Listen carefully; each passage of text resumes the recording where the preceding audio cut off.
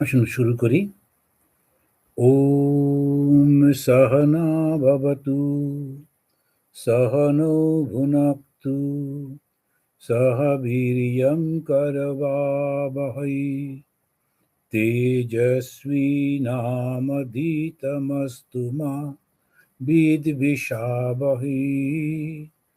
ওম শান্তি শান্তি শান্তি। হরিঃ ওম। ব্রহ্ম আমাদের সকলকে সমানভাবে রক্ষা করুন। ব্রহ্ম আমাদের উভয়কে বিদ্যার ফল দান করুন। এখন এই যে উভয় বলতে যিনি শুনছেন বা পড়ছেন আর যিনি পড়াচ্ছেন তাদেরকে, আর ব্রহ্ম আমাদের উভয়কে সামর্থ্য দান করুন, যে জ্ঞান আমরা এই উপনিষদ থেকে লাভ করব সেটা যেন আমরা আমাদের জীবনে প্রতিফলিত করতে পারি এবং এই ব্রহ্ম জ্ঞান সম্পর্কে জেনে অনুশীলন করে ব্রহ্ম জ্ঞান যেন লাভ করতে পারি এবং এই মানব জীবন যেন ধন্য হয়। আমরা পরস্পরকে যেন বিদ্বেষ না করি, আমাদের ত্রিবিধ বিঘ্নের শান্তি হোক, এই প্রার্থনা করে আমরা শুরু করব। একটু দেরি হয়ে গেছে, এটি হয়তো প্রকাশিত হবে মে মাসে, কিন্তু এটা এপ্রিল মাসের বক্তব্য। আবার মে মাসে আর একটি মে মাসের শেষের দিকে আসবে। শ্রদ্ধাবান যুবক নচিকেতা তিনি যমরাজের কাছে গেছেন। যমরাজকে তিনি তৃতীয় প্রশ্নতে আত্মা সম্পর্কে জিজ্ঞেস করছেন। যমরাজ তখন ওই প্রথম অধ্যায় দ্বিতীয় বল্লীতে যমরাজ সেই জিজ্ঞাসার উত্তর দিচ্ছেন, আত্মা সম্পর্কে নানান রকম ধারণা দিচ্ছেন। আত্মা সম্পর্কে তো এক কথায় বলা যাবে না, কেন তো এটা জন্য পদার্থ নয়, তো কোনো একটা অবজেক্ট, কোনো একটা বিষয় যেটাকে আমরা আমাদের পাঁচটা এই ইন্দ্রিয় দিয়ে বুঝতে পারি, ব্রহ্ম তো তা নয়। আমরা চোখ দিয়ে তাকে দেখতে পাই না, নাক দিয়ে তার গন্ধ পাই না, কান দিয়ে তার শব্দ পাই না, হাত দিয়ে তার স্পর্শ পাই না, জিভ দিয়ে তাকে আস্বাদন করতে পারি না, কারণ এই পাঁচটা ইন্দ্রিয় আমাদের সাহায্য করতে পারছে না।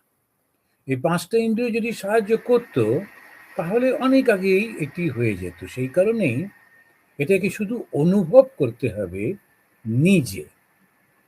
তাই ভগবান শ্রীরামকৃষ্ণ দেব তিনি যখন বিদ্যাসাগর মহাশয়ের কাছে গেছেন, গিয়ে একটা অসাধারণ কথা বলেছিলেন। বিদ্যাসাগরের মতো লোক বলেছিলেন একটা নতুন কথা শুনলাম।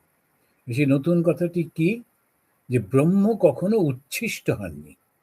উচ্ছিষ্ট মানে যেটা আমরা জীব দিয়ে যাকে খাই বা আস্বাদন করি ইত্যাদি, এটাকে বাংলায় উচ্ছিষ্ট বলা হয়। তো সেটি কখনো হননি, কেননা কেউ তাকে জীব দিয়ে বলতে পারেননি। কেন বলতে পারেননি? অনুভব ছাড়া তাকে কিছুতেই প্রকাশ করা যায় না। এখন যারা যারা অনুভব করেছেন, করবার পর তাদের মনটা করুণায় ভরে গেছে, ভাবছেন দেখো মানুষগুলো একটু আনন্দ পাওয়ার জন্যে এই জগতের রূপ রস শব্দ স্পর্শ গন্ধর মধ্যে খুঁজে বেড়াচ্ছে, কি করে একটু আনন্দ পাওয়া যায়, সবাই সেইটা নিয়ে ছুটছে। এমনকি যারা তথাকথিত সাধু সন্ন্যাসী, তারাও একটু নাম, তারপর একটু যশ, কিছু লোকের হাততালি, এই সমস্ত পাওয়ার জন্যে ছোটাছুটি করছেন। একটু ক্ষমতা পাওয়ার জন্যে জগতে সবাই ছোটাছুটি করছে। একটু লাইম লাইট যেটাকে ইংলিশে বলে, যেমন নিউজ পেপারে প্রকাশিত হবে কি টিভিতে প্রকাশিত হবে, কিছু লোক এখানে সেখানে দেখলে চিনতে পারবে, এই রকমের জন্য ছোটাছুটি করছে। তো সেটা দেখে ওদের খুব কষ্ট হোক। তো তখন ওরা বললেন যে আচ্ছা তোমরা কেন আনন্দের যে উৎস তার কাছে যাচ্ছ না? আনন্দের উৎসর কাছে গেলেই তো সমস্ত কিছু পেয়ে যাবে, তোমরা আনন্দই হয়ে যাবে। কেননা যে এই জগৎটা সৃষ্টি হয়েছে আনন্দ থেকে, তাই তো আনন্দকে পাওয়ার জন্য ছটফট করছি। এই জগৎ যিনি স্রষ্টা, তিনি সৃষ্টি করেছেন তার নিজের থেকে তো। সুতরাং তার সমস্ত ট্রেটসগুলো, যেগুলো তার বৈশিষ্ট্য, সেগুলো সৃষ্টির মধ্যেও রয়েছে। আর সৃষ্টির মধ্যে শ্রেষ্ঠ সৃষ্টি হচ্ছে মানুষ। সুতরাং মানুষ হচ্ছে সেটা পাচ্ছে কি কি? কেউ মরতে চায় না, সবাই চিরদিন বেঁচে থাকতে চায়। কেন? না, স্রষ্টা তিনি চিরন্তন। যিনি স্রষ্টা তিনি চিরন্তন, তাই আমরাও চিরন্তন থাকতে চাই। সৃষ্টি আমরা জানতে চাই, কেন না স্রষ্টা তিনি জ্ঞানের উৎস। তাই সৃষ্টির মধ্যে শ্রেষ্ঠ যে জীব, যে মানুষ, তারও কৌতূহলের শেষ নেই, সব জানতে চায়। তাই ওই সৃষ্টির থেকেই তো আসবে না স্রষ্টার মধ্যে। আর যিনি স্রষ্টা তিনি আনন্দ স্বরূপ। আনন্দ থেকেই এই জগৎ সৃষ্টি হয়েছে বলে উপনিষদ বলছেন, আনন্দে বা খলু ইমানি ভূতানি জায়ন্তে। এই আনন্দ পাওয়ার জন্যে, আনন্দ পেলে শান্তি, মানুষ ছোটাছুটি করছে আর ভাবছি এটা পেলে বোধহয় আনন্দ হবে, ওটা পেলে আনন্দ হবে। ধাক্কা খেয়ে খেয়ে আর না পেরে এরপরে সে যখন এসে চুপ করে বসছে, তখন সে ঠিক চলে যেতে পারবে যদি সে শাস্ত্র বাক্য, গুরু বাক্য মান্য করে।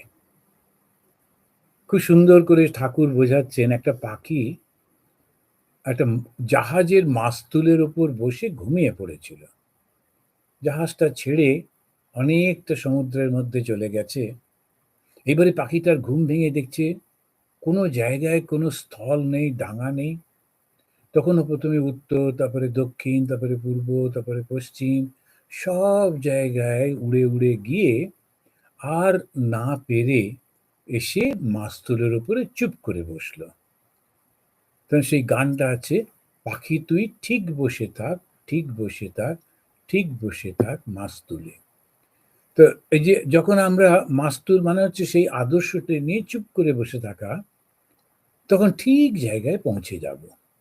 কিন্তু যখন আমি খুঁজছি, জায়গা খুঁজছি, জমি খুঁজছি, স্থল খুঁজছি, সেটা পাচ্ছি না। আমরা আনন্দ খুঁজি। ডাক্তার ইঞ্জিনিয়ার হবার জন্য ডাক্তার ইঞ্জিনিয়ার হই না, আনন্দ পাওয়ার জন্য হই। এটা যদি ঠিক মতো দেখা যায়, আমাদের জীবনে প্রত্যেকটা পদক্ষেপের পেছনে একটাই উদ্দেশ্য, সেটা হচ্ছে আনন্দ। তাই এটাতে আমরা কোথায় গেলে পাবো? ব্রহ্মকে গেলে, ব্রহ্মের কাছে গেলে। ওই জন্যে নচিকেতা তিনি বললেন আমাকে ব্রহ্ম সম্পর্কে, আত্মা সম্পর্কে, পরমাত্মা সম্পর্কে বলুন। কাকে? যমরাজকে। কেন না, যমরাজই হচ্ছেন তিনি যিনি ওই জন্ম আর মৃত্যুর মাঝখানে দাঁড়িয়ে আছেন। সেই ব্রহ্মজ্ঞানী যমরাজ তিনি ঠিকভাবে এটাকে শেখাতে পারবেন। যমরাজও খুব খুশি হলেন একে পেয়ে, কেননা কেউ এসব জানতে চায় না। যমরাজ ওকে পরীক্ষাও করে নিয়েছেন, বলছেন তোমাকে এই সমস্ত স্বর্গের সুখ দেব। এই সুখ মানুষ তো ছাড়ো, ভগবানও পায় না, দেবতারাও পায় না, দেবতারাও পায় না এই সুখ, তোমাকে দেব। ও তখন বলছে আমার কোনো দরকার নেই, কারণ যতই তুমি সুখ দাও না কেন, ও তো কিছুদিন পরে তো শেষ হয়ে যাবেই যাবে, সুতরাং আমি ওর মধ্যে চাই না। তো সৌভাব মার্তস্য যদন্তকে তারপরে খুব সুন্দর করে উনি বলছিলেন, সে আমরা আগে পড়েছি। তখন উনি বলেছেন যে নচিকেতা, তখন উনি বলছেন না ওসব হবে না, তোমার কাছেই থাকো, আমার ওসব চাই না, আমাকে তুমি শুধু ব্রহ্মজ্ঞান দাও। তখন যমরাজ শুরু করছেন এই প্রথম অধ্যায় দ্বিতীয় বল্লী থেকে ও জিজ্ঞাসার উত্তর দিচ্ছে। তো আমরা খানিকটা পড়েছি, আমি একটু বুলেট পয়েন্টস করছি, একটু মনে করিয়ে দিচ্ছি। সেটা কি? আত্মা কেমন? আত্মা সব কিছুর মধ্যে রয়েছেন, আবার কোনো কিছুর মধ্যে নেই। সব কিছুর মধ্যে থাকা সত্ত্বেও কিন্তু তার অতীত, অতীত মানে এর থেকে বাইরে রয়েছেন। এটা একটা অদ্ভুত, সমস্ত কিছুর মধ্যে থাকা সত্ত্বেও কোনো কিছুর মধ্যে না থাকা। এইটি হচ্ছে সন্ন্যাস জীবন। সন্ন্যাস মানে কি? আমি যে সমস্ত কিছু ছেড়ে ছুড়ে দিয়ে কোনো রকমের জঙ্গলে গিয়ে লুকিয়ে থাকবো, সেরকম নয়। হ্যাঁ, প্রথম দিকে সাধনার সময় বোঝার জন্যে ঠিক আছে, কিন্তু যখন রুট হয়ে গিয়েছে, যখন আমি বুঝেছি এই জগৎটা যা আমি দেখছি সেটা কয়েকদিনের জন্যে, খুবই অল্প সময়ের জন্যে। কি করে বুঝলাম? না, আমার অভিজ্ঞতায় আমি দেখেছি ঠাকুরদাদা, তার ছেলে, তারপরে তো আমার বাবা, তারপরে আমি, সবাই একই রকম ভাবে চলে যাচ্ছে। আশেপাশে যাকে দেখছি জন্মাচ্ছে, আবার একদিন মারা যাচ্ছে। ইতিহাসের পাতা ভর্তি এই ঘটনা। তো ওর থেকে আমি বুঝলাম এই জগতের কোনো কিচ্ছুটি থাকে না। সুতরাং এই থাকে না এইটা যখন বুঝতে পারছি, তার মানে কিছু একটা আছে। তার সঙ্গে কম্পেয়ার করেই তো বুঝতে পারি যে এটা নেই। তো তার মানে এই জগৎটা এই যে সরে সরে যাচ্ছে, এই সংসার সমানে সরে সরে যায় বলেই নামটা হচ্ছে সংসার। তো কন্টিনিউয়াসলি সর্বদা সরে সরে যাচ্ছে, তাই এর নাম সংসার। এই জগৎ বা প্রপঞ্চ বলা হয় কখনো কখনো। এখন এই যে জগৎ, এই প্রপঞ্চ, এই যে সংসার, এইটা যে অল্প দিনের, দুদিনের, এটা আমি বুঝি কি করে? কেননা আমার মনের মধ্যে একটা ভাব আছে, সেইটি হচ্ছে চিরন্তনের ভাব। এই চিরন্তনের উপরে কম্পেয়ার করে বুঝতে পারছি যেটা সরে সরে যাচ্ছে। যে কোনো মানুষই বুঝতে পারবে যে যদি যে ট্রেন এবং স্টেশন একই গতিতে ছোটে পাশাপাশি, আমাদের মনে হবে ট্রেনটা দাঁড়িয়ে আছে স্টেশনে। কেননা ট্রেন আর স্টেশন একই সঙ্গে চলেছে, মনে হবে তো ট্রেন থেকে নেমে যেতেই পারি, দাঁড়িয়ে আছে। আবার যখন প্লেনগুলো 700 মাইল 800 মাইল/আওয়ারে যাচ্ছে হাওয়াতে, চারপাশে কোনো মেঘ নেই, সবুজ সেই ব্লু আকাশ, সবুজ না ব্লু আকাশে সের মধ্যে যখন দেখা যাচ্ছে, তখন মনে হয় যেন প্লেনটা দাঁড়িয়ে আছে, অথচ 800 মাইল/আওয়ারে সে উড়ে চলেছে, প্রচন্ড জোরে যাচ্ছে, কিন্তু মনেই হচ্ছে না যাচ্ছে বলে। কেননা পাশে কেউ নেই যাকে প্রমাণ হিসেবে। এরপরে হঠাৎ করে দেখা গেল যে আর একটা প্লেন একটু দূর দিয়ে চলে গেল, আর দুটো এত মুহূর্তের মধ্যে দুটো এই বিমান তারা পাশাপাশি চলে গেল। মা বা এত জোরে যাচ্ছি! তো একটা কিছু থাকতে হয় যেটা স্ট্যাটিক, যেটা দাঁড়িয়ে আছে। কি দাঁড়িয়ে আছে? ওই ব্রহ্ম, ওই আত্মা, ওর উপরে এটা চলেছে। সেই জন্যই দুজনকে সম্পৃক্ত মনে হয়। এইটাতেই উনি বললেন যে ব্রহ্ম সবকিছুর মধ্যে আছেন, ব্রহ্মের উপরে তো সব চলছে, কিন্তু ব্রহ্ম কিন্তু এর মধ্যে জড়িয়ে নেই। আবার বলছেন আত্মা কেমন? যা জন্মায় না, যা মরে না, যার কোনোদিন সৃষ্টি হয়নি, যা চিরনিত্য, অপরিবর্তনীয়, সর্বদা বর্তমান। এখন সেইটি যেমন আমাদের 2য় অধ্যায়ের 14 নম্বর শ্লোকে বললেন যে আত্মা সবকিছুর মধ্যে আছেন, আবার কোনো কিছুর মধ্যে নেই। 18 নম্বর তিনি মন্ত্রে বলছেন যা কখনো জন্মায় না, মরে না, সৃষ্টি হয়নি, চিরনিত্য এবং সর্বদা বর্তমান, তিনি হচ্ছেন আত্মা। আত্মা কেমন? ক্ষুদ্রের থেকেও ক্ষুদ্র, আবার বিশালের থেকেও বিশাল। প্রতিটি প্রাণীর হৃদয়ে অবস্থান করেন। তিনি কামনাহীন, শোক দুঃখহীন, কেবল তিনি শুদ্ধ মনের গোচর। শুদ্ধ মনের গোচর। শুদ্ধ মনটা কি? এটা বারবার বলবার চেষ্টা করা হয়। শুদ্ধ আর অশুদ্ধ এটা নিয়ে বিশেষ করে হিন্দুদের তো ভীষণ আছে, অন্যদেরও থাকে।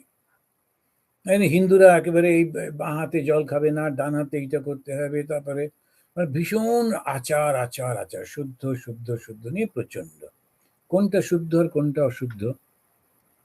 তো আমি একবার প্লেনে করে যাচ্ছি, আমার পাশে দুটো ইন্ডিয়ান ছেলে মেয়ে বসে আছে, খুব বেশি বয়স না। ওই ছেলেটি হয়তো চাকরি করে, হয়তো ওর বোন বা স্ত্রী, আমি জানি না। তো পাশে বসেছিল। তো আমি এবার ওই আমার গলায় একটা মালা ছিল, তো সেটা ঠিক জপ করতাম না, কিন্তু ভেবেছিলাম প্লেনের মধ্যে যাব, জপের মালাটা ঠিক বাদ না করে ওইটি একটা আলাদা করে রেখেছিলাম, যখন সময় পাচ্ছি একটু জপ করে নেব। এবার ওইটা কোথায় রাখি, তো পকেটে না রেখে গলাতে রেখে আমি গেছিলাম বাথরুমে। যখন ফিরে এলাম ওই ছেলেটি বলছে, কিরকম, ওই মেয়েটিকে আমাকে শুনিয়ে শুনিয়ে বলছে, কিরকম সাধু পুরুষ, তারা গলায় মালা নিয়ে বাথরুমে যাচ্ছেন, এবার ওই মালাটি তো ধুতে হবে, তা না হলে কেমন করে হবে। তা আমাদের সব সময় ঠিকই বলেছে, এটা ঠিকই আছে, কিন্তু মনে হয় শুদ্ধ অশুদ্ধ মানে হচ্ছে এই রকম কিছু। এই খাবারটা খাবো না তাহলে অশুদ্ধ হব, এই জলটি খাবো না তাহলে অশুদ্ধ হবে, এই কাপড়টি পরবো না অশুদ্ধ হব, এইরকম করবো না অশুদ্ধ হবে, এরকম করে আমরা একটা পাক করে নিই। আর পরে যদি মহিলারা খুব বয়স হয়ে যান, আর কোনো কিছু নেই, তারা একটা বিরাট লিস্ট নিজে নিজেই তৈরি করেন, এবং তারপরে সেইটা বাড়ি সবার উপর চাপাতে থাকেন। সবাই বলে, ওরে বাবারে কি প্রচন্ড ধার্মিক, এসব চলতেই থাকে। কিন্তু আসলে যেটা শুদ্ধ আর অশুদ্ধ, সেটা হচ্ছে জগতের ভাবটা মনের মধ্যে থাকলেই অশুদ্ধ। ওই ছেলেটি আমাকে অশুদ্ধ ভাবছিল, আপত্তি নেই, কিন্তু নিজে তো জগতের মধ্যে ডুবে রয়েছে না, সেটা কিন্তু বুঝতে পারছে না। ওই যে গঙ্গা জল নিতে হবে, এই করতে হবে, ওটা নিয়েই চলছে। তো এখন শুদ্ধ আর অশুদ্ধ কি, এইরকম ঠাকুর ওর ওর কাছে মন্দিরে, আমাদের যারা পড়েছেন আপনারা জানেন যে একজন লোক এসছিলেন কালী মন্দিরে, ঠাকুর দেখেই চিনতে পেরেছেন। এবার সেই মানুষটি পরিষ্কার পরিচ্ছন্ন নন, এই কুকুররা ওই এই যে রুটি খাচ্ছে, ও গিয়ে ওখান থেকেই খানিকটা রুটি নিয়ে খাবে, ইত্যাদি ইত্যাদি। কিন্তু যখন মন্দিরে গিয়ে দাঁড়ালেন, তিনি যখন সেই মাকে ডাকলেন, সমস্ত মন্দির যেন থরথর করে কাঁপছে, চতুর্দিকে একটা আলোড়ন, সবাই ছুটে ছুটে এসে ওকে দেখছে। কিন্তু ওর ওই চেহারাটা বাইরের দিকে নোংরা টোংরা দেখে ভয় লাগছে এবং ঠিক বুঝতে পারছেন না। ভগবান শ্রীরামকৃষ্ণ ওকে দেখে বুঝেছেন, হৃদয় রামকে বলছেন, হৃদয় গিয়ে ওনাকে জিজ্ঞেস করো যে কখন বুঝবো আমার ব্রহ্মজ্ঞান হয়েছে। হৃদয় প্রথমে ভয় পাচ্ছিল, এবার ঠাকুর বলায় গেছে, গিয়ে যখন জিজ্ঞেস করেছেন, তখন উনি বলছেন, যখন এই নর্দমার জল আর গঙ্গা জলকে এক বোধ হবে। তো ব্রহ্মজ্ঞান হচ্ছে সমদৃষ্টি, তখন এই জগৎ আর জগৎ থাকে না, সমস্ত জগৎটাই তখন ওই পবিত্র হয়ে যায়। তখন এই জগৎ এবং জগতের বাইরে আধ্যাত্মিক এরকম কোনো কিছু থাকে না। তো সিস্টার নিবেদিতা স্বামী বিবেকানন্দ সম্পর্কে এরকমই একটা সুন্দর করে লিখেছেন। তো তার কাছে এই জাগতিক বা আধ্যাত্মিক বলে কোনো বিভেদ ছিল না, সব হচ্ছে আধ্যাত্মিক। কেন? ঈশাবস্যমিদম সর্বম। এই হচ্ছে হিন্দু ধর্ম। হিন্দু ধর্ম আমাদের ওই গরুটাকে পুজো করা, পাথর পুজো করা, গাছ পুজো করা, নদী পুজো করা, এসব করতে করতে নিয়ে যায়, নিয়ে গিয়ে পৌঁছে দেয় যেখানে, সেটা হচ্ছে সেই একেবারে মনে হয় যেন গামুরটা এভরিথিং, সব থেকে উঁচুতে গিয়ে দাঁড়িয়ে, তখন আর কিচ্ছু দেখতে পাওয়া যায় না, সে একই জ্ঞান হয়। ওই হচ্ছে হিন্দুইজম, সেখানে কোনো বিভেদ নেই, সব কিছুই তিনি এক। ভগবান শ্রীরামকৃষ্ণদেব নানান কথার মধ্যে দিয়ে বলছেন। তাহলে আত্মা কেমন না, আত্মা ক্ষুদ্রের থেকেও ক্ষুদ্র, আবার বিশালের থেকেও বিশাল। প্রতিটি প্রাণীর অন্তরে তিনি অবস্থান করেন, কোনো কামনা নেই, কোনো দুঃখ নেই, কোনো সুখ শোক নেই, ইনি কেবল মাত্র শুদ্ধ মনের গোচর। এই শুদ্ধ মন মানে যেখানে জগতের কোনো বাসনা নেই। আর জগতের বাসনা না থাকলে, জগৎ মানে কি, নাম আর রূপ, এই দুটোই তো জগৎ। আর এই নাম পাবো আর রূপ পাবো, এই সমস্ত প্রতিষ্ঠা পাবো, এষণা সংস্কৃতে বলে, এষণা মানে হচ্ছে বাসনা। এইসব নানান বাসনা যখন থাকে না, তখনই সে শুদ্ধ। কোনো বাসনা নেই, তখনই সে ঠিক ঠিক শুদ্ধ হয়। তো এইটা তিনি বলছেন যে কিরকম ভাবে এই হচ্ছে বুঝতে পারে, যার মধ্যে সম্পূর্ণ বাসনাহীন যখন, তখনই সে কেবলমাত্র ভগবানকে বুঝতে পারে। যারা এই অবস্থায় পৌঁছে যান, তারা কোনো কর্ম করতে পারেন না, ওই জন্যে মনটাকে আর একটু নাবিয়ে এনে কর্ম করতে হয়। দেখবেন মাঝে মাঝে কথামৃতে বা ঠাকুরের জীবনীতেও রয়েছে, ঠাকুর শ্রী শ্রী মার কাছে অনুরোধ করছেন, মা আমাকে এই ভাবটা দিসনি, আমি একটু গল্প করব, আমি একটু আনন্দ করব এদের সঙ্গে। ওই যে মনটা টেনে নিয়ে চলে যাচ্ছে, সেই মিলিয়ে যাচ্ছে, এক হয়ে যাচ্ছে, তখন তো আর কোনো কিছু থাকে না। সেই জন্যই যেন আমি একটু এটা খাবো, আমি ওটা খাবো, এইরকম ভাবে কথা বলছে। লোকে তো বুঝতে পারে না শ্রীরামকৃষ্ণদের খেতে ভালোবাসতেন বলছে, বোকার মতো। তো ভগবান যিনি, তার কাছে ওটা কোনো কিচ্ছু না, জোর করে মনটাকে নাবাচ্ছেন। আর যাদের মন এত চঞ্চল, সারাক্ষণ ওই তিনটে জায়গার মধ্যে রয়েছে শরীরের, তার থেকে উঠতে পারে না, তারা কি করে বিচার করবে ভগবান শ্রীরামকৃষ্ণের? তারা কিছু ধরতে পারে না। সেই জন্যে এরকম নানান রকমের লেখে টেকে। কিছু কিছু লোক ইংরেজিটা ভালো জানে, বেশ টাইপও করতে পারে, গুটগুট করে সব লিখছে টিখছে, কিন্তু লিখছেটা কি? ও তো শুধু নোংরাটাই জানে না, সেই জন্য যা কিছু দেখছে ওর মধ্যেও নোংরাই মনে হচ্ছে, বুঝতে পারে না। এইরকম ভাবে যদি আমরা লক্ষ্য করে দেখি যে ব্রহ্মকে জানবো অত সোজা, তখন উনি বলতে গিয়ে বলছেন, আত্মা সব কিছুর মধ্যে রয়েছেন, কিন্তু সবকিছুর থেকে তিনি বাইরে রয়েছেন। আত্মা যা জন্মায় না, মরে না, কোনো কিছু সৃষ্টি কোনোদিন সৃষ্টি হয়নি, চিরনিত্য, অপরিবর্তনীয়, সর্বদা বর্তমান। আত্মা কেমন? ক্ষুদ্রের থেকেও ক্ষুদ্র, বিশালের থেকেও বিশাল, প্রতিটি প্রাণীর হৃদয়ে অবস্থান করছেন, কামনাহীন, শোকহীন, দুঃখহীন, শুদ্ধ মনের গোচর। আত্মা কেমন? আসীন দূরম ব্রজতি, শয়ানো ইয়াতি সর্বতঃ, কস্তম মদমদম দেবম মদন্নো জ্ঞাতুম অর্হতি। আত্মা কিরকম? তিনি স্থির হয়ে রয়েছেন, আবার দূরেও রয়েছেন। তিনি যেন শুয়ে রয়েছেন, কিন্তু সর্বত্র রয়েছে, সর্বত্র চলে যাচ্ছেন। তো এই পরমাত্মার দুটো ভাব আমরা একসঙ্গে দেখতে পাই। কিরকম? একটা হচ্ছে নিশ্চল, নিস্পন্দ, গতিহীন। আবার সেই পরমাত্মাই চলমান, ক্রিয়াশীল, দূরগামী। তো এরকম ভাবে ব্যাখ্যা করছেন। আমাদের যে মহাপ্রভু জগন্নাথ, ওই মূর্তিটি আমার মনে হয়েছে, আমি এটা কোথাও পড়িনি, আমার নিজের মনে হয়েছে যে জগন্নাথ হচ্ছেন সেই ব্রহ্মের একটা অসাধারণ রূপ। ওকে বলাই হয় যে দারু ব্রহ্ম। দারু মানে হচ্ছে কাঠ, সেই কাঠের মধ্যে দিয়ে যেন প্রকাশিত হচ্ছেন সেই ব্রহ্ম। এই দারু ব্রহ্ম তিনি কি করেন? তার হাত নেই। যদিও আমরা মানুষেরা ভগবানের হাত নেই বুঝতে না পেরে সোনার হাত বানিয়ে দিয়েছি, নইলে মনে হবে যেন ভগবানের হাত নেই, এ আবার কি কথা। আমরা তো না বুঝে দুটো সোনার হাত তাকে বানিয়ে দিয়েছি, কিন্তু আসলে হাত নেই, তার পা নেই। তার কারণ হচ্ছে তিনি সর্বব্যাপী, সেই জন্য জগতের নাথ, তিনি সর্বব্যাপিত্ব। আমরা বুঝতে পারলাম না। উপনিষদ এটা বলে যাচ্ছেন বারবার করে, আসীন দূরম ব্রজতি। তিনি বসে আছেন, স্থির হয়ে আছেন, কিন্তু দূরেও রয়েছেন। মনে হচ্ছে এখানে রয়েছেন, কিন্তু দূরেতেও রয়েছেন। শয়ান ইয়াতি সর্বতঃ, তিনি শুয়ে রয়েছেন, কিন্তু সর্বব্যাপী হয়ে রয়েছেন। যেখানেই যাবে ওকেই দেখতে পাবে। শুদ্ধ মন না হলে তাকে তো পাওয়া যায় না।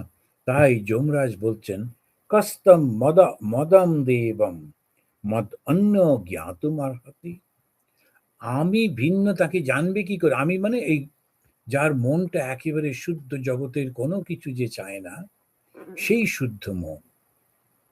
জগৎকে চাইলেই, দাম রূপ কোনো কিছু চাইলেই, কোনো বাসনা, ক্ষুদ্রাতি ক্ষুদ্র বাসনা থাকলেই, তখন ওই ঠাকুর বলছেন ওই সুতোটা তখন নিডলের মধ্যে দিয়ে ঢুকবে না।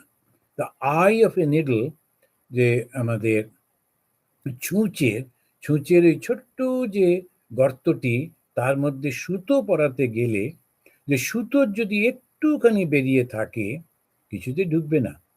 সেই জন্যে সামান্য বাসনা থাকলেও ওকে পাওয়া যাবে না। তো আমি ছাড়া, যমরাজ ছাড়া তাকে তোমরা কি করে পাবে? তা আত্মা কেমন? তখন আবার তিনি বলছেন 22 নম্বর মন্ত্রে কি বলছেন, অশরীরম শরীরেষু। দেখুন কিরম ভাবে বোঝাতে চেষ্টা করছেন যে তার শরীরটা নেই, কিন্তু যেন তার শরীর রয়েছে। কি করে? এই যে এত শরীর, সমস্ত শরীরেই তো আমরা রয়েছি। ভগবদ গীতাতে ভগবান শ্রীকৃষ্ণ তিনিও বলছেন, একটু ওই যে ভাগবত যখন আমরা পড়ি, ভাগবতে 10ম অধ্যায়ে পরস্পরের মধ্যে আলোচনা করছেন ভক্তেরা, তারা বলছেন এই যে কৃষ্ণ যাচ্ছেন ইনি কে? তখন ওই উত্তর দিতে গিয়ে লোকেরা বলছে, তুমি জানো যিনি জগৎ সৃষ্টি করেন, জগৎকে স্থিতি করে রেখেছেন, যিনি জগৎকে নিজের মধ্যে আবার গ্রহণ করে নেন, এই সমস্ত কিছু যিনি করেন তিনি হচ্ছেন এই কৃষ্ণ। এরকম করে বলছেন কৃষ্ণকে। তো এইটি আমরা বারবার দেখি, অশরীরম শরীরেষু, সমস্ত শরীরের মধ্যে থাকেন বটে, কিন্তু আত্মার তো কোনো শরীর নেই, কেমন করে থাকেন? এইটাই শঙ্করাচার্য বলছেন, যখন ব্যাখ্যা করছেন কেমন করে সৃষ্টি হলো, সেই সৃষ্টির ব্যাখ্যা করতে গিয়ে তখন উনি বলছেন আসলে কিন্তু সৃষ্টি হয়নি। শঙ্করাচার্যের গুরুর গুরু গৌড়পাদ, যিনি গৌড়পাদ গোবিন্দপাদ দেন শঙ্করাচার্য, তো এই যে গৌড়পাদ, ভগবান গৌড়পাদ, তিনি বলছেন জগতের সৃষ্টি হয়নি। এই মুহূর্তে বললে আমাদের মনে হবে কি মাথা খারাপ, জগৎ সৃষ্টি হয়নি তো আমরা কারা?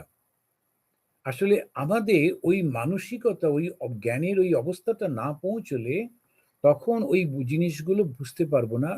একটু পড়ে রাখলাম ওই পর্যন্ত, কিন্তু ওটা সত্য, জগৎটা তো সৃষ্টি হয়নি। ভগবান শ্রীরামকৃষ্ণদেব তিনি বলছেন যে যদি জানতাম এই জগৎটা সত্য, তাহলে আমি কামার পুকুরটাকে একেবারে সোনা দিয়ে মুড়ে দিতাম। এই যে জগৎটা যদি সত্য হতো। এখন সত্য মানে কি? যা চিরন্তন থাকে। আর মিথ্যা মানে কি? যা চিরন্তন নয়। কিন্তু চিরন্তন যদি না হয় তাহলে সৃষ্টি হয়েছে, সৃষ্টিটা হলো কি করে? কে সৃষ্টি করলো? কি দিয়ে সৃষ্টি করলো? কেন সৃষ্টি করলো? এখন সেইটাই এই ভাগবতের 10ম অধ্যায়ে ওখানেতে এই ব্যাখ্যা ট্যাখ্যাগুলো রয়েছে। এখন এখানেতে আমরা যখন দেখি, তখন এখানেতে আমরা দেখছি যে ভগবান যখন সৃষ্টি করছেন ইচ্ছা মাত্র, ইচ্ছে করেছে বেশ সৃষ্টি করছেন। ব্রহ্ম কেন সৃষ্টি করলেন? ওখানেও কিন্তু বলছে যেন তার মধ্যে মনে হলো আমি একা রয়েছি, অনেক হব। এখন যদি প্রশ্ন করা হয় এরকম মনে করার কারণ কি, সেটা বলা যাবে না।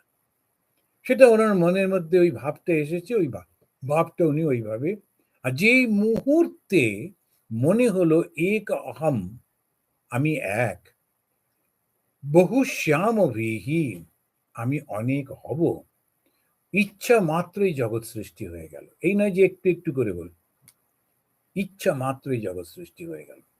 সেই জন্য স্বামীজি বলছেন এটা ক্রিয়েশন না, এটা প্রজেকশন। ওটা আগে থেকেই ছিল, যেই মুহূর্তে তার ইচ্ছা হলো যেন ওই ফ্লাড লাইটের মতো সব কিছু এসে আবার প্রদর্শিত হতে লাগলো, সব কিছু দেখা যাচ্ছে। কিছু কিছু ফিলোসফি তারা বলেন যে ভগবান সোমবার দিনে তো তৈরি করলেন, মঙ্গলবার দিন করলেন, করে করে করে করে তিনি এসে, কেউ বলছে শুক্রবারে তিনি রেস্ট নিলেন, তো সেই দিনে ওদের পবিত্র দিন, কেউ বলছে শনিবারে, কেউ বা বলছে রবিবারে। তো এই যারা সেমিটিক রিলিজিয়নে এরকম ভাবে ওরা বিশ্বাস করেন, ওরভাবে বলেন। হিন্দু ধর্মের যেটা পরিষ্কার হচ্ছে, যেই মুহূর্তে ইচ্ছা হলো সমস্ত জগৎ সৃষ্টি একটু একটু করে কি হচ্ছে, একসঙ্গে হয়ে যাচ্ছে। ভাগবতে অবশ্য বলছেন যে ব্রহ্মা সৃষ্টি করছেন এটার পরে এইটা, কিন্তু আসলে ওই একসঙ্গে চিন্তার ফল।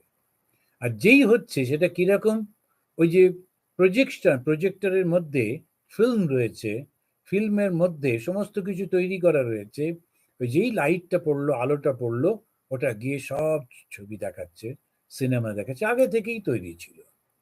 ঠিক তেমনি ভাবে এই জগৎটা সমস্ত ভগবানের তৈরি, আগে থেকেই চিন্তা করা।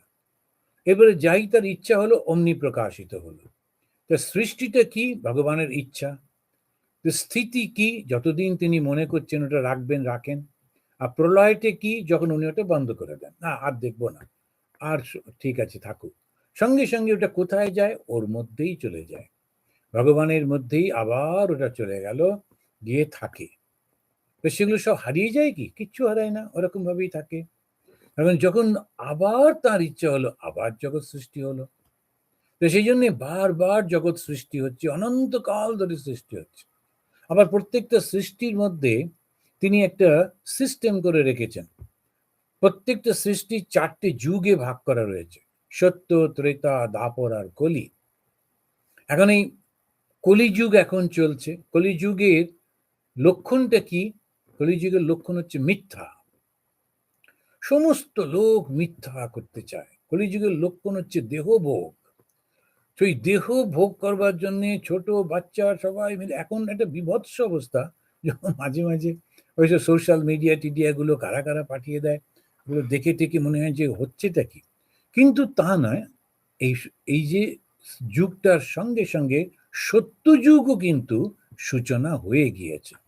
স্বামী বিবেকানন্দ যেমন বলেছেন, আমি তো পরিপূর্ণভাবে বিশ্বাস করি স্বামীজির কথা। যখন স্বামীজি বলেছেন শ্রীরামকৃষ্ণের জন্মের সঙ্গে সঙ্গে সত্য যুগের সূচনা হয়েছে।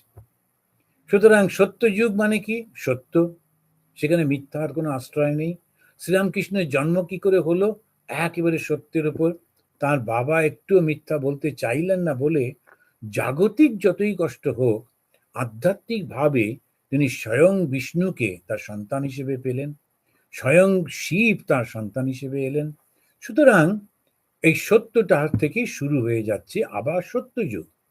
আমরা যারা চেষ্টা করছি এই একটু ঈশ্বরের দিকে যাবার, চতুর্দিকে অন্ধকারের মধ্যে একটু অল্প আলো নিয়ে চলেছি, সেই আলোর বর্তিটা নিয়ে যখন আমরা এগোচ্ছি, আমাদের সঙ্গে সঙ্গে সত্য যুগ চলে আসছে। তা সেইটাই আমাদের খুব আনন্দ, যে আমরা সত্য যুগের সূচনাতে ভগবান শ্রীরামকৃষ্ণ দেবের যে রথ চলেছে, সেই রথের সঙ্গে সঙ্গে চলেছি।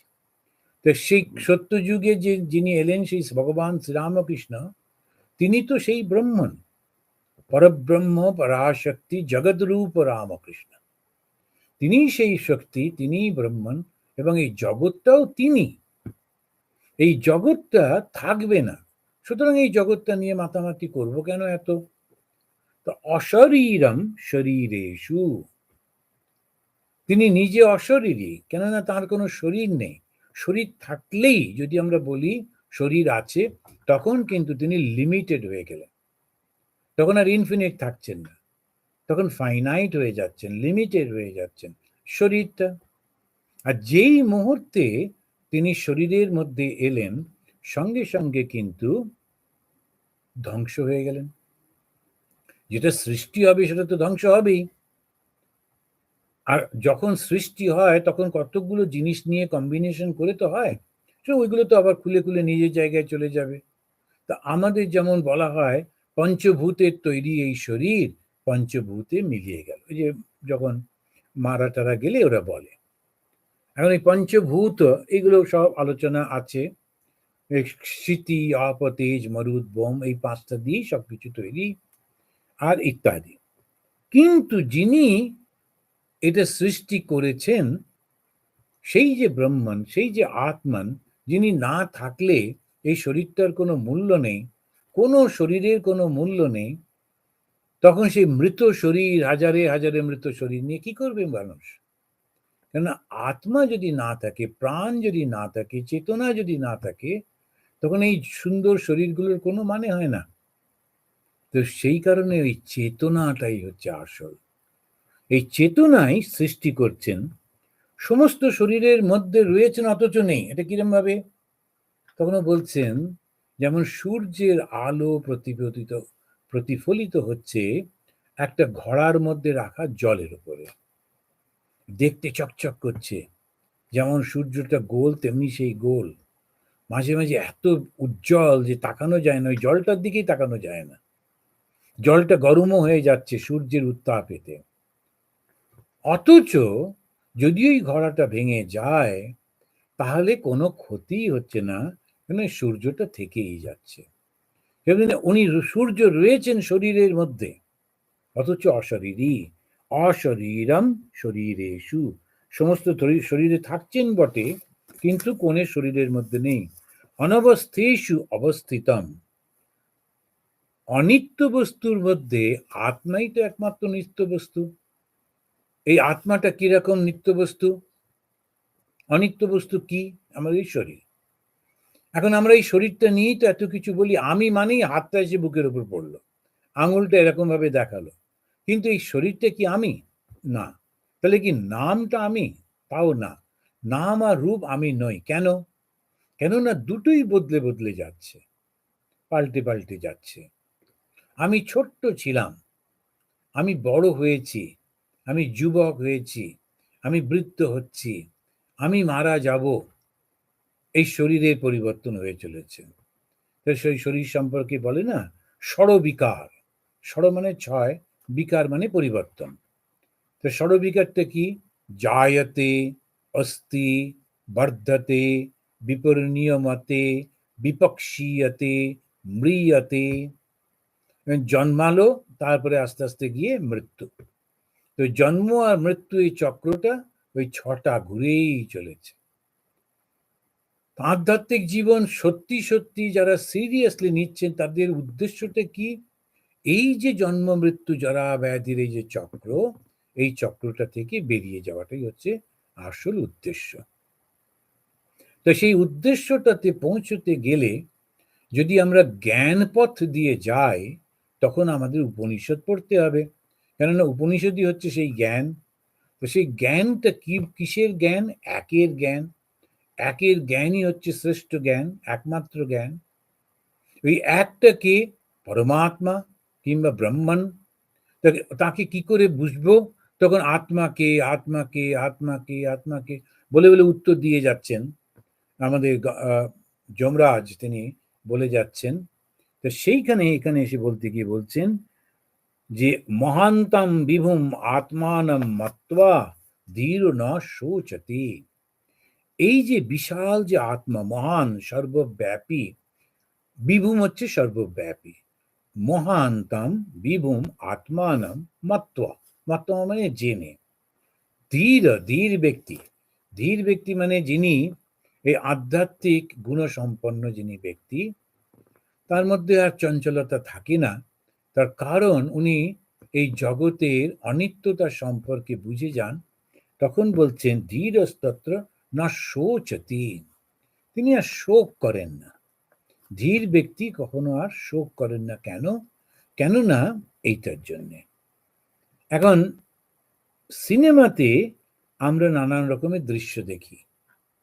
হ্যাঁ, কখনো দেখছি রক্তপাত হচ্ছে, কখনো গুলি চলছে, কখনো নদীতে জল, কখনো মহাসমুদ্র, এই সমস্ত। কিন্তু ওই সিনেমাটা যার ওপরে দেখানো হয়, ওই সাদা পর্দাটার কিন্তু কিচ্ছু হয় না।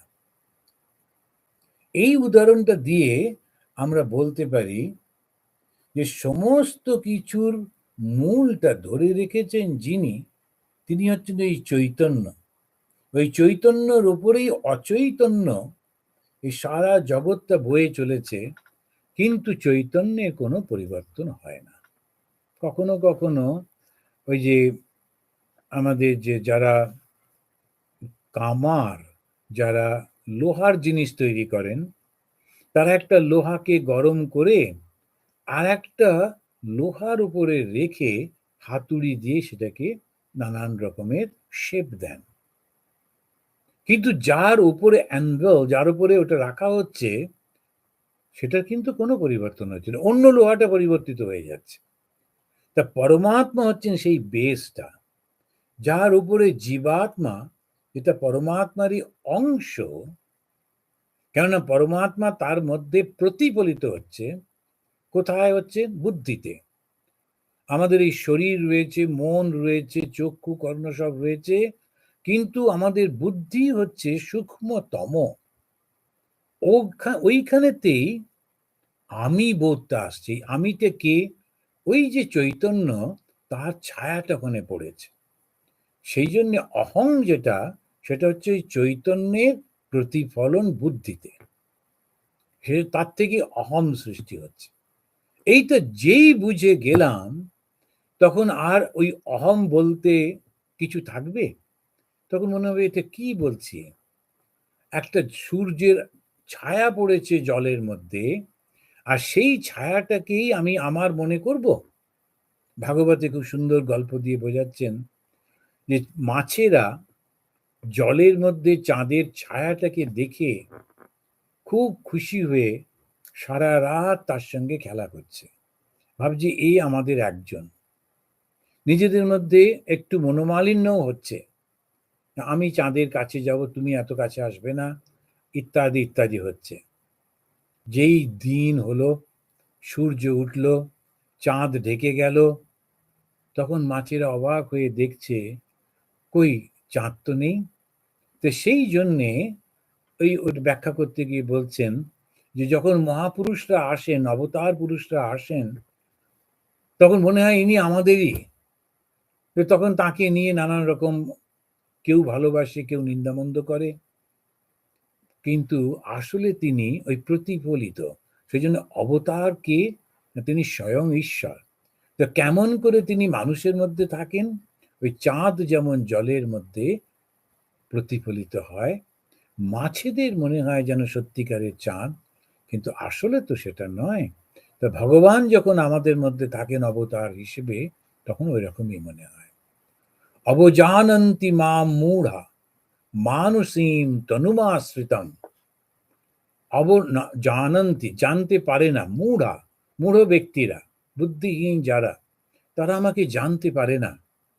আমি স্বয়ং ভগবান দেহ ধারণ করে এখানে রয়েছি, কিন্তু যাদের মন অহংকারে পরিপূর্ণ, কামনা আসক্তিতে পরিপূর্ণ, তারা আমাকে জানবে কেমন করে? সেটাই তিনি এখানে বলছেন। এখন এইটাতে তাহলে আত্মা কেমন এটা বলছেন। তারপরে বলছেন আত্মাকে জানা যায় কিভাবে, সেটা তখন ওইখানেতেই আবার যমরাজ বলে দিচ্ছেন, ন অয়ম আত্মা প্রবচনে না লভ্য। না, প্রবচনের মাধ্যমে ওকে জানা যাবে না। যদি খুব করে বেদ পড়ি এবং একেবারে বেদ অধ্যয়ন করছি, এটা খুবই একটা বড় জিনিস। যারা সাধু হন তারা বেদ অধ্যয়ন করেন, পড়া নয়, একেবারে অধ্যয়ন। অধ্যয়ন মানে খুব গভীর মনোযোগ দিয়ে পড়ছেন এবং তার অর্থগুলোকে করে হৃদয়ঙ্গম করবার চেষ্টা করছেন, সেটা হচ্ছে অধ্যয়ন। তো অধ্যয়ন অধ্যাপনা এরকম বলা হয়, যে শিখতে হবে এবং শেখাতে হবে, তা না হলে বিদ্যা সম্পূর্ণ হয় না। কেউ কেউ নিজে মনে করছে আমি শিখে গেছি, যখন অন্যকে শেখাতে যাচ্ছে তখন সে আর পারছে না, ব্যাখ্যা করতে পারছে না, বোঝাতে পারছে না, তখন ঠিক ঠিক জ্ঞান হলো না। যিনি শিখেছেন তিনি অন্যকেও খুব সুন্দর বোঝাতেও পারবে। এখন একবারে স্বামী বিবেকানন্দ তিনি একটা কোনো কিছু ব্যাখ্যা করছিলেন, মানে শাস্ত্র, লাটু মহারাজ বসেছিলেন।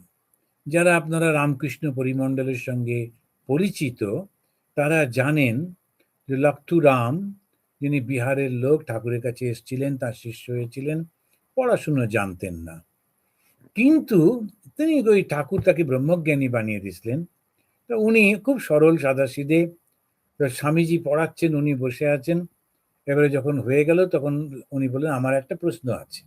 যখন সে লাটু মহারাজ, ওনাকে লাটু বলে ডাকা হতো, ঠাকুর ডাকতেন বলে সবাই বলতো, লাটু মহারাজ যখন প্রশ্ন করলেন, স্বামীজি বললেন লেটো তুই বুঝবি না, তোর এটা বোঝার সম্ভাবনা নেই তোর মধ্যে। তখন উনি স্বামীজিকে বলছেন তুমি কেমন শিক্ষক যে আমার মতো একটা বোকাকেও বোঝাতে পারো না। স্বামীজি খুব থমকে গেলেন, তাই তো লাটু মহারাজকে, লাটু মহারাজের প্রচন্ড বুদ্ধি ছিল, স্বামীজিকে দারুণ ভালোবাসতেন, আবার এই স্বামীজিকে নিয়ে বলতেও তিনি দ্বিধা করতেন না, নিজেদের মধ্যে খুব ভালো ভাব ছিল। তো এখন এই যে প্রশ্ন হলো জানা যাবে কি করে, প্রবচনের মধ্যে দিয়ে জানা যাবে না। প্রবচন মানে হচ্ছে পাঠ, বেদ অধ্যয়ন করলাম।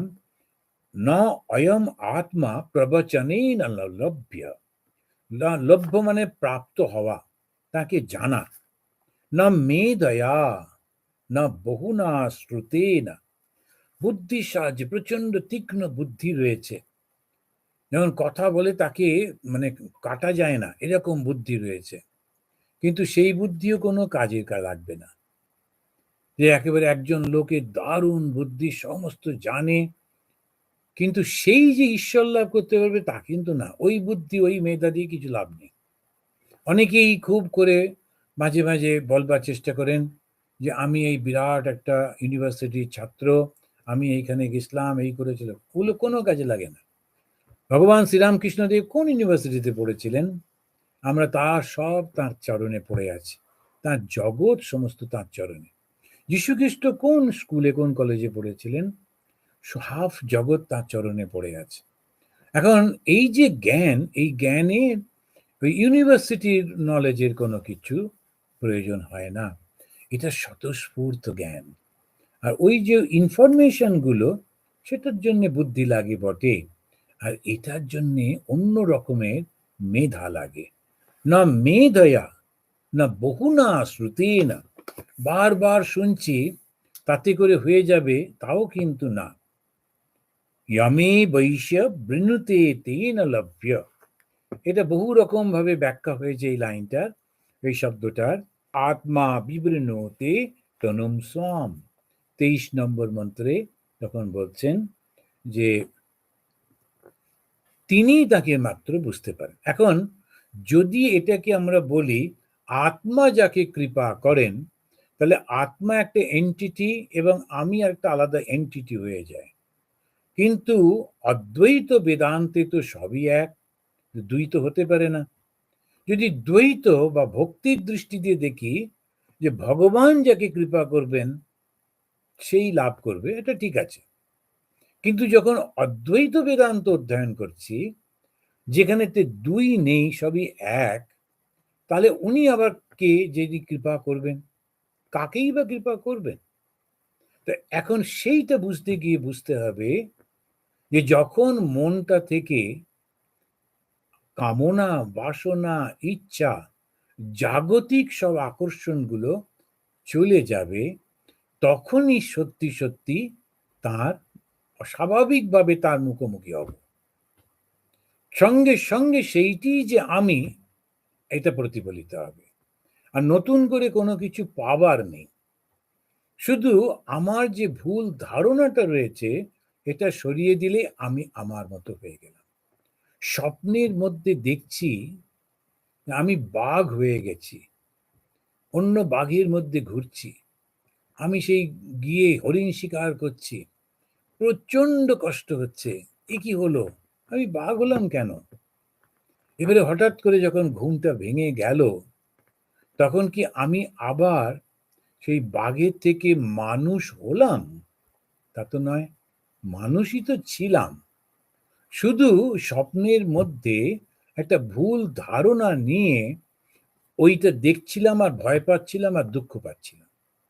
ঠিক তেমনি ভাবে কো নাম বদ্ধ কথমেশ আগত, এই বদ্ধ ভাবটা এলো থেকে, আমি বদ্ধ, আমাকে মুক্ত হতে হবে, এসব বলল কে? ওই স্বপ্নের মধ্যে। তা বেদান্তের, অদ্বৈত বেদান্ত যখন পড়ছি, তখন বুঝতে হবে যে আমাকে পাবার কোনো কিছু নেই, আমি আছি ওইটা। কিন্তু এই স্বপ্নতে বাঘ হয়ে গিয়ে যেটা ভয় পাচ্ছিলাম, তখন আমাকে মনে হচ্ছে যে আমি ক্ষুদ্র মানুষ, আমার জ্ঞান কম, আমার অত তপস্যা নেই, এত শাস্ত্র পড়িনি, এত তীর্থযাত্রা করিনি, আমার কি হবে, আমার কি হবে? কিছু হবার তো কারণ নেই, হবেটা কি? তো সেই যেই ভাবটা এলো, তখন উনি বলছেন যেন আত্মা তাকে কৃপা করলেন, সঙ্গে সঙ্গে ওই আত্মা স্ফুরণ হয়ে গেল, তখন আর কোনো ভয় থাকে না। শুদ্ধ বুদ্ধি, শুদ্ধ আত্মা, শুদ্ধ মন এক। ভগবান শ্রীরামকৃষ্ণ বলছেন শুদ্ধ মন। শুদ্ধ মানে কি? বারবার মনে রাখতে হবে, জগতের চিন্তাহীন যে মনটা, জগৎটা কি? নাম আর রূপ। তো নাম আর রূপ বাদ দিলে থাকেটা কি? চৈতন্য। যদি চৈতন্যের চিন্তা করি তাহলে কোনো ক্ষতি নেই। কিন্তু চৈতন্যকে ভুলে গিয়ে শুধু যদি নামটা রূপে চিন্তা করি তাহলেই ভুল। একটা মানুষকে আমরা যখন খাদ্য দিচ্ছি, বস্ত্র দিচ্ছি, গরিব মানুষ, যদি সেই মানুষটার নাম আর রূপটা মনে থাকে তাহলে ভুল হয়ে গেল। বস্ত্র টস্ত্রগুলো বেচারি পেল ঠিকই, কিন্তু আমার কাজের কাজ কিছু হলো না। সেই জন্যে giver should kneel down, Swamiji বলছেন। যারা আধ্যাত্মিক জীবনে যেতে চায়, পলিটিক্যাল লাইফে, সোশ্যাল লাইফে, এগুলো তারা না করলো, করেও না, কেননা তাদের পেছনে একটা উদ্দেশ্য তো থাকে। হ্যাঁ, একটা পলিটিক্স করছি, আমি রাজা হতে চাই, শাসক হতে চাই, আমি দান ধ্যান করে বসে থাকলাম, কেউ আমায় ভোট দিল না, তার কি লাভ হবে? তো সুতরাং না, সেরকম না। যখন সে সন্ন্যাসী, বা গৃহী হলেও সে ভগবানের কৃপা লাভ করতে চাইছে, বা এখন বলা দরকার আত্মজ্ঞান লাভ করতে চাইছে, তখন যদি সে জগৎটাকে দেখছে, কিভাবে দেখছে? ওই চৈতন্য বিভিন্ন রূপ আর নাম নিয়ে রয়েছে। নাম রূপটাকে দেখছে না, চৈতন্যকে দেখছে, বাস এইটুকু। সেই জন্য স্বামীজি বললেন, তোরা এই গরিব মানুষদের জন্য সেবা করে করে মরে যা, কাজ করে করে মরে যা। আমার যে অবজেক্ট যেটা, সেটা হচ্ছে ওই দরিদ্র অসহায় মানুষগুলো, যাকে আমি পুজো করি, যাদেরকে দেবতা বলি। দরিদ্র অসহায় কিন্তু সেরকম না, ওর ভেতরে যে আত্মজ্ঞানটা রয়েছে, চৈতন্যটা রয়েছে, ওটাকেই পুজো করতে হবে।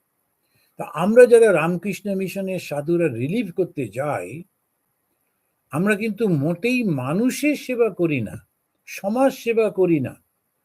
খুব একেবারে সমাজ সেবা করেন এরা, অনেকেই বলে সমাজ সেবা কোথায় করি?